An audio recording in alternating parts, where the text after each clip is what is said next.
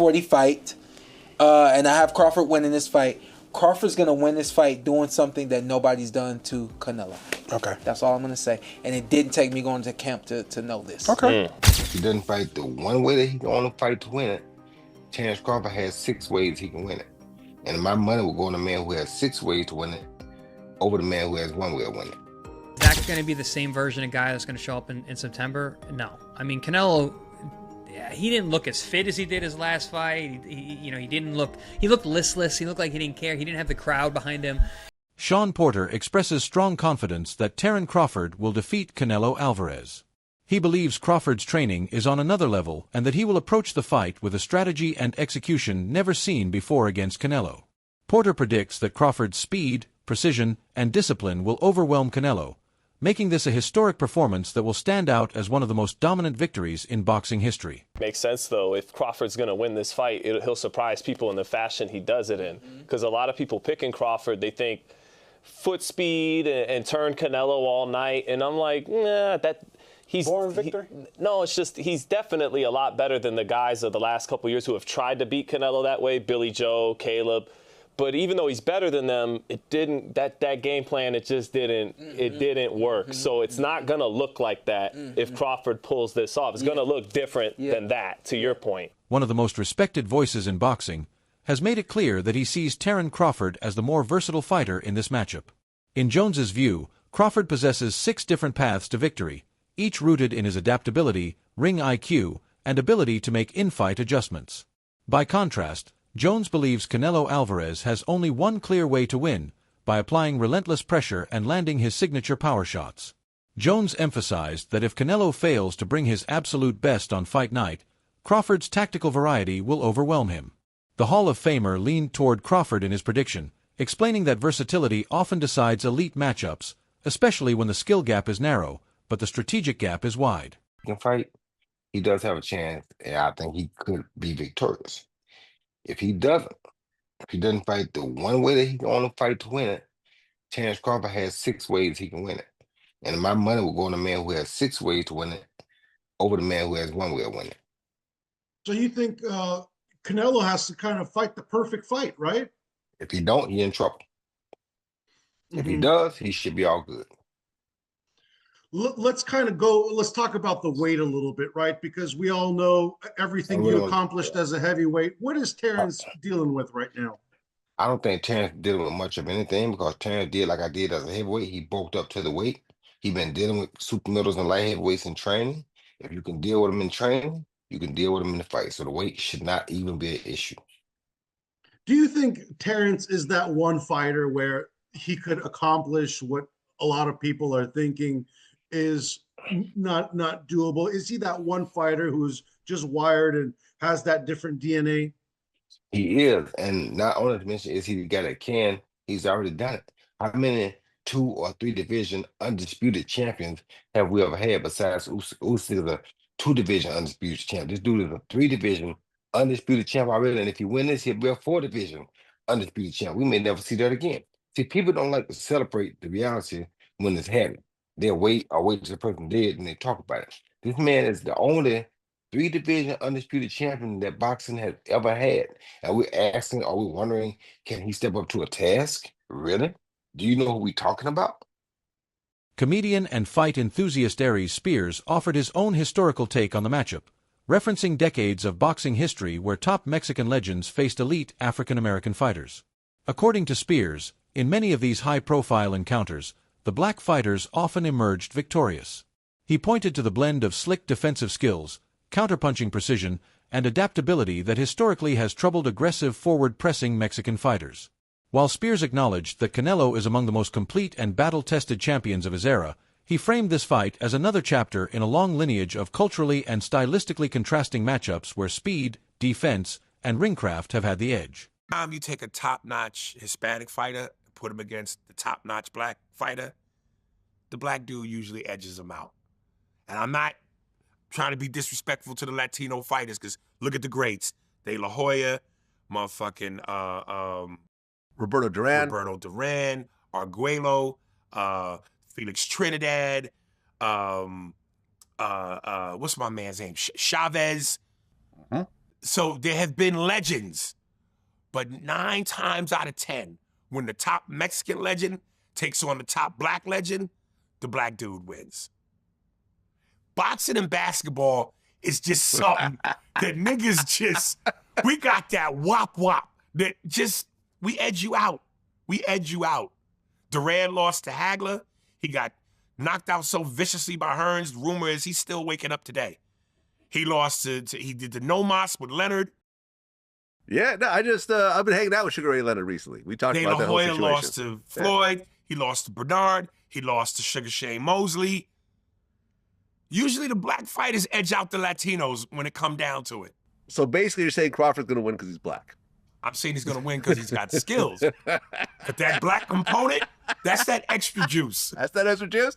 I mean, look. It's like the Batmobile when it's going fast, and then he hits the nitro button, and the flame shoots out of the back of the car and takes it to another level. Black dudes have the nitro switch. Veteran boxing journalist Dan Rafael focused on Crawford's mental approach, highlighting that the undefeated champion is not only aware of the dangers Canelo presents, but welcomes them. Rafael noted that Crawford's mindset has always been built on embracing challenges rather than avoiding them. Instead of feeling pressure, Crawford uses the magnitude of such fights to sharpen his focus and elevate his preparation.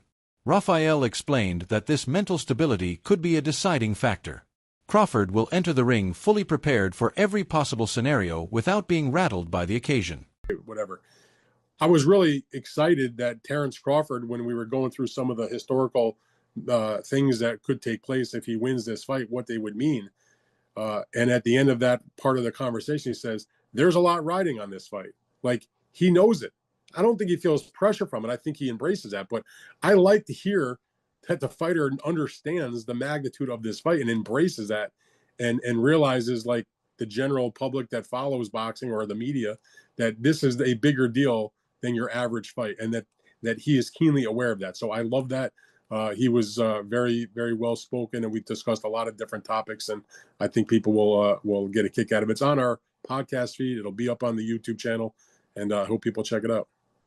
Sticking with Crawford, because I've spoken to a few guys in his team, and there seems to be this mindset where they really, really believe they're going to win this fight, and obviously every fighter that goes into any fight will believe they win this fight, but do you get that impression that they're in no doubt that this goes their way, and it's a case of just turning up for a payday? Oh, absolutely. Terence Crawford has never been the kind of fighter that's just looking to take a fight to get paid.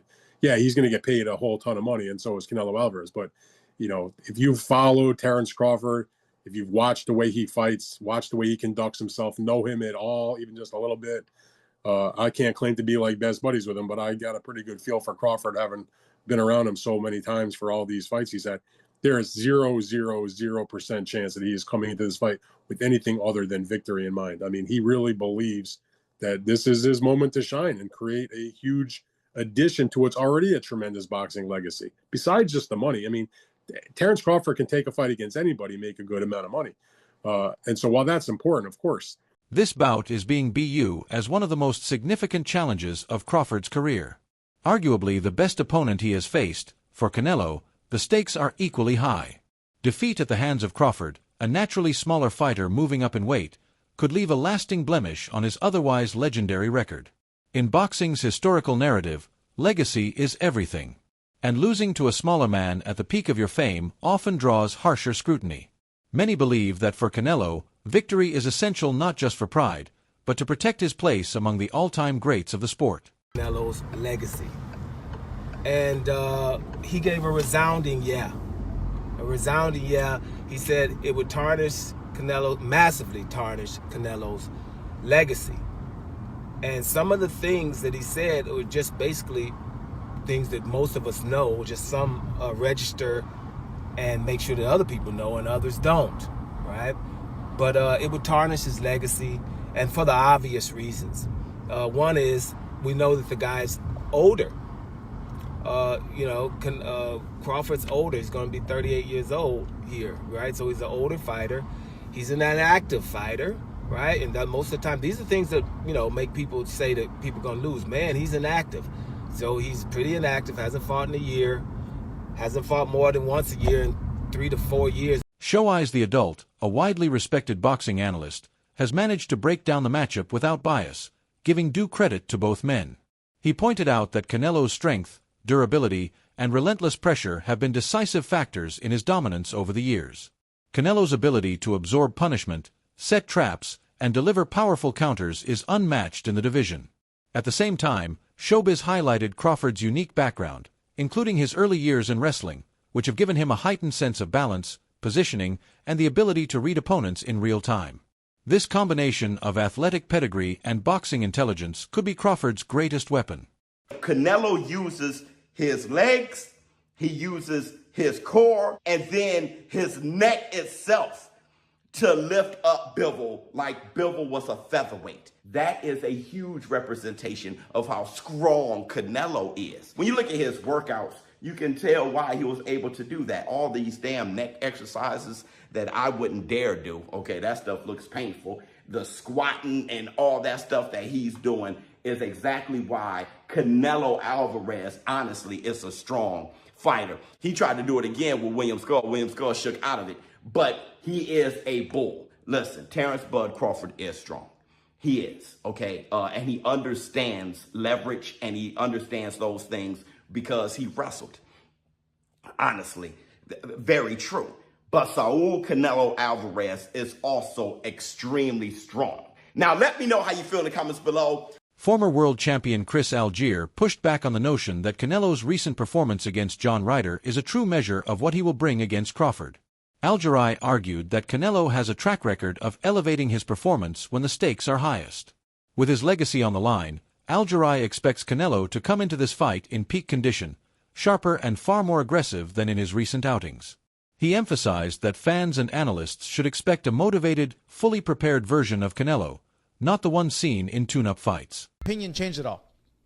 Not a whole lot. It hasn't changed all that much. Listen, the Skull fight, could Canelo have done more? Absolutely. But is that going to be the same version of guy that's going to show up in September? No. I mean, Canelo, he didn't look as fit as he did his last fight. He looked listless. He looked like he didn't care. He didn't have the crowd behind him. And Marcus, you've been to a ton of Canelo fights. You know how that arena is. It is insane. Insane. In Vegas, I mean, it's deafening the entire fight. I remember when he fought B.J. Saunders in Texas. Oh, my God. And he's waving Saunders on 80,000 fans. Yeah. I mean, listen, he is a gladiator.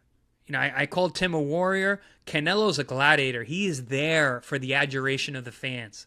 I just think that he was a little too clinical in there that night. You know, he didn't have that same drive. He had a guy who just was not willing to engage. That's not going to be Crawford, and that's not going to be Canelo. They're going to be their peak of what they are at this point. Because again, Crawford is 38 years old. Canelo will be 35 by then. So I think they're going to be the peak for what they are at their ages. But it's easy to go, wow, what have you done for me lately? That's usually how everyone kind of sees everything. So, but I think it's good. I think it makes the fight more enticing if a lot of people are thinking that Crawford can win. And don't get me wrong, Crawford can absolutely win the fight. I'm not saying he can't win the fight. But in terms of, you know, how I see it, it hasn't really changed my thoughts because I know better than to just trust that last thing I saw because there's a lot of confounding factors. Shawn Porter, alongside other boxing analysts, explored the tactical blueprints both fighters could use. For Crawford, they believe the key is controlling the distance, using sharp angles, and denying Canelo the chance to plant his feet for power shots. By constantly changing range and rhythm, Crawford could frustrate Canelo's forward march and gradually wear him down over the later rounds. Analysts stress that this fight is as much a mental contest as a physical one. The fighter who remains composed under pressure and sticks to their game plan for all 12 rounds is the one most likely to win. Understands that he has to be smart.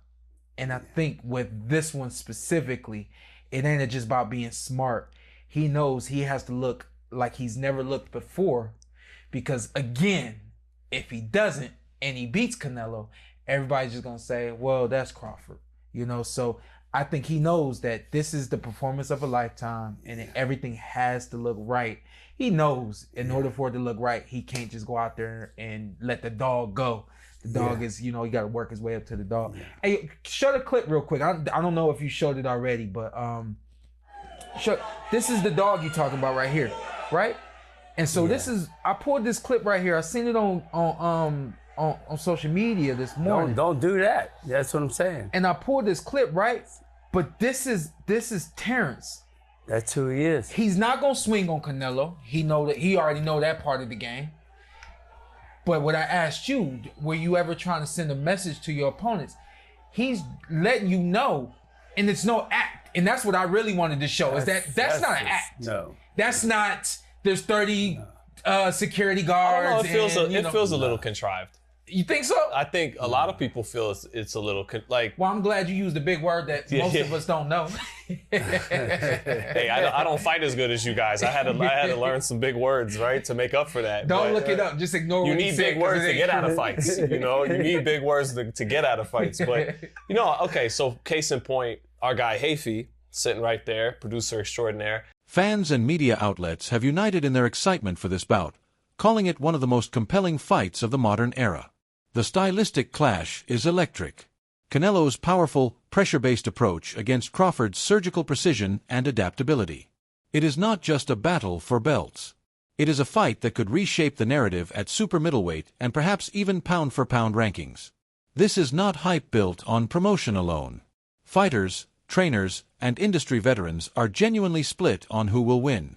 Oh my God, we just got some absolutely absurd boxing news breaking. Canelo Alvarez versus Terence Crawford, targeted for December or January in the United States. Oh my God.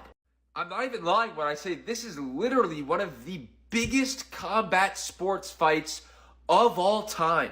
And as I said earlier, it's targeted in December or January, so the build-up to this fight is going to be incredible. The fact that it's in the United States is insane. Saudi Arabia has low-key saved boxing. This is an absolutely mega fight. I was not expecting this at 1 in the afternoon, but here we are. Terence Crawford, Canelo Alvarez, targeted for December/January in the United States. Crazy, crazy, crazy, crazy. Let me know what you guys think in the comments, and click that follow button for more combat sports videos. Wow. Boxing legend Shane Mosley has drawn parallels between Crawford's style and the skill set needed to beat bigger opponents. Mosley insisted that even if Errol Spence Jr. improved dramatically for a rematch, Crawford would still prevail, proof of his adaptability and ring intelligence. He pointed to Crawford's masterful dismantling of Spence as evidence that size alone will not trouble him. In that fight, Crawford controlled range, picked his shots with clinical precision, and completely neutralized an elite champion. Mosley believes these attributes will carry over against Canelo, giving Crawford every chance to upset the odds despite the jump in weight. Some analysts and fans have raised concerns about whether Canelo still possesses the same explosive bursts that defined his earlier career. Yeah, he's ready. Right when I seen that, I said Crawford wins. His movement, everything he wins. It doesn't matter if Spence was not strong or strong. He had more of the stuff to win that fight. And Crawford is a game player. He's gonna come. He coming to win. You know what I'm saying? So, yeah, I still say Crawford anyway, but I feel bad that we didn't see the true Spence fight Crawford, if that makes any sense. At 35, with a long and grueling fight history, Canelo's output has noticeably slowed in recent bouts. This could open the door for Crawford to dictate the pace and rhythm. However, critics also caution that the sheer size and natural strength advantage Canelo holds may still be enough to trouble Crawford. Even Crawford's most ardent supporters acknowledge that moving up in weight comes with real risks and any lapse in defense could be costly. The fight remains a high-stakes gamble where skill will be tested against size and power. Well, you could argue Canelo got it tactically wrong tonight because I just don't understand why he didn't use his jab more. I understand that he was conserving energy, he was patient, he was taking it slow. He doesn't lead off with the jab much anymore, Canelo. But really, the jab helps you bring your feet closer and bring them into range. So I don't understand why he wasn't jabbing more. It can't use that much extra energy for him to not be able to use his lead hand just a bit more in that fight. So that was a bit concerning. And you could maybe argue that he knows Crawford's ringside. He knows the fight is done for September. He maybe doesn't want to show him too much, or he wants to give him maybe false confidence or false hope. I don't think that's the case. I think you get rid of Skull if you can. And I'm just not sure Canelo is able to do it anymore at that level. Definitely good enough to beat a guy like Skull. Skull was clearly terrified of the power, but, you know, what does this mean for a fight like Crawford? Well, the first thing I noticed was in the face-off, and I'm sure Crawford was wearing quite thick-soled trainers, as he quite often does, but the size difference didn't look that bad. It really didn't. That's it for today's video. So stay tuned. Until next.